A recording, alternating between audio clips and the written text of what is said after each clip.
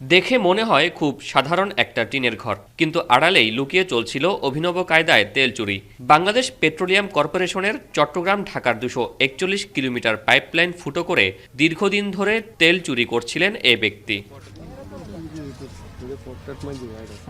ঘটনাস্থল চট্টগ্রামের মিরসরাই উপজেলার হাদি ফকিরহাট এলাকা। ঢাকা চট্টগ্রাম মহাসড়কের পাশে মাসখানেক আগে পাইপলাইনের ওপর জায়গা ভাড়া নেন আমিরুল ইসলাম নামের এক অচেনা ব্যক্তি। তিনি নিজেকে মিরসরাই ইকোনমিক জোনের শ্রমিক হিসেবে পরিচয় দেন। ভাড়া নিয়েই টিনের ঘরটি তৈরি করেন তিনি। এখানেই লুকিয়ে আছে রহস্য। ঘরটির মাটির প্রায় 12 ফুট নিচে পাইপলাইন। মূলত ঘর তৈরি করে আমিরুল গোপনে মাটি খুঁড়ে সেই পাইপলাইন ফুটো করেছেন। এরপর সেখান থেকে সংগ্রহ করেছেন তেল। তারপর ড্রামে ড্রামে সে তেল বিক্রি করে দেন গোপনে। আজ ঘরটির আশেপাশে তেল ছড়িয়ে পড়লে ঘটনাটি জানাজানি হয়।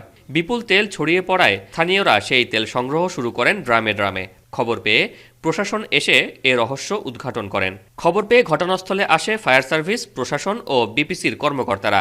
এ ঘটনায় ঠিক কী পরিমাণ তেল চুরি হয়েছে তা জানা যায়নি। তবে ঘটনা অনুসন্ধানে আগত বিপিসি কর্মকর্তারা তদন্ত করে ব্যবস্থা নেয়ার আশ্বাস দিয়েছেন। গেল বছর আগস্টে ৩.৫ কোটি টাকা ব্যয়ে চট্টগ্রাম থেকে ঢাকায় তেল সরবরাহ করতে 241 কিলোমিটার দীর্ঘ পাইপলাইন নির্মাণ করে বাংলাদেশ পেট্রোলিয়াম কর্পোরেশন বিপিসি। এই পাইপলাইনের মাধ্যমে ঘণ্টায় ৩৫০ টন জ্বালানি পাঠানো সম্ভব। শোয়েব রহমান, এখন, চট্টগ্রাম।